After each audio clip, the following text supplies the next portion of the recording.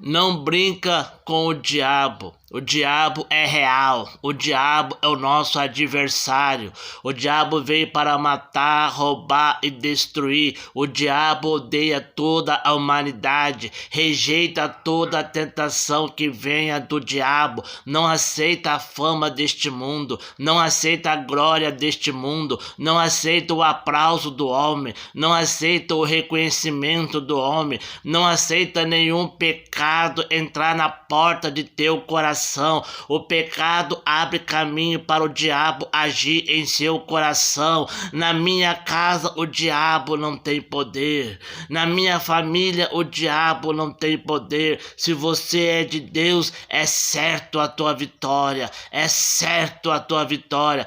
Leia Efésios 4, versículo 27. Não deis lugar ao diabo. Não deis lugar ao diabo.